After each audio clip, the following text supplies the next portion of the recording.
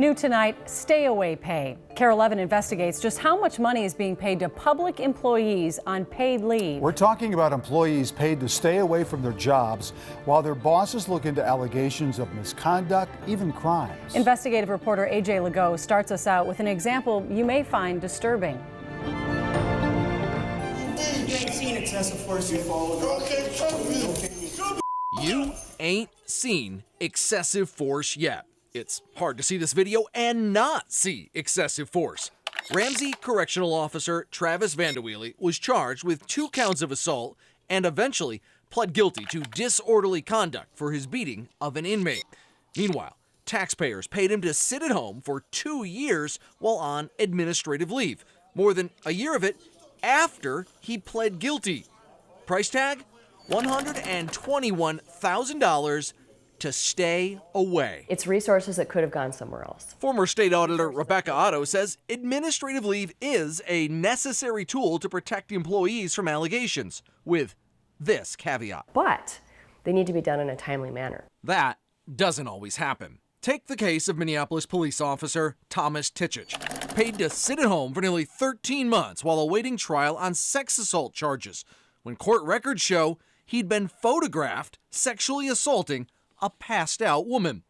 Convicted and now in prison while his lawyers appeal, he received $65,000 in stay-away pay. Apple Valley Rescue. In Apple Valley, former fire chief Nealon Thompson was paid $75,000 in salary and benefits to stay away from work for 6 months. Why? Wait for it. He reported his own unprofessional conduct involving a sexual relationship with an employee. And that's not all Apple Valley taxpayers footed the bill for.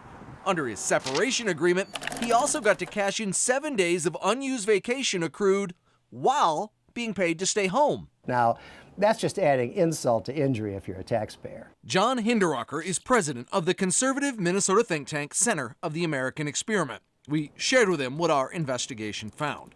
Over a nearly 3.5-year period, we discovered St. Paul paid $103,000 in stay-away pay.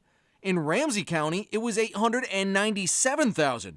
Hennepin County shelled out $1.2 million, and Minneapolis taxpayers were on the hook for $1.5 million. That's more than $3.7 million in 4 jurisdictions alone for employees to stay home from work for months, sometimes even years, while under investigation for misconduct, malfeasance, and crimes. And get this, the state of Minnesota paid out millions of dollars in administrative leave, but officials don't even track how much is for routine issues and how much is going to employees under investigation. In short, state agencies have no clue how much they've doled out in stay-away pay. Well, I think it's a scandal.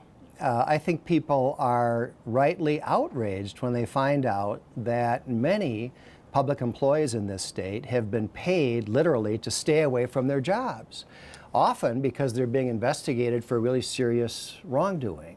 Superintendent AJ Legault with KARE 11. And we discovered some public officials unwilling to talk about the time employees are paid to stay away.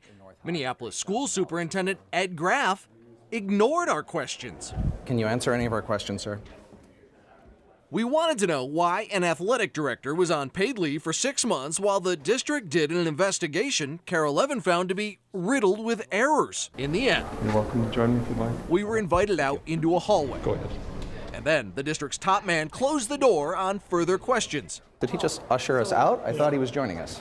Congress got fed up with federal agencies brushing off concerns and abusing paid leave. Paid leave costs billions of dollars. Senator Chuck Grassley of Iowa co-authored bipartisan legislation passed in 2016 to crack down on management abusing paid leave at taxpayer expense. And some local governments are cracking down too. San Francisco has a requirement that employees facing an investigation cannot be on paid leave for more than 60 days. It's a move some say Minnesota should consider. I would say if San Francisco can do it, we can do it too.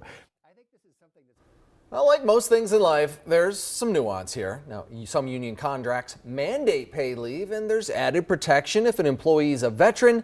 But we also found agency heads just making the decision to keep paying the problem worker, That's why many feel a uniform state law that addresses this issue is necessary to protect tax dollars from being wasted. Are they afraid of litigation if they stop paying them while they're being investigated? Is that part of the problem here? That could be part of the issue, but as you saw, the federal government's cracked down on this. San Francisco City and County have a uniform policy of this is how long you can do it. You need to get these investigations done timely. They can't drag on forever.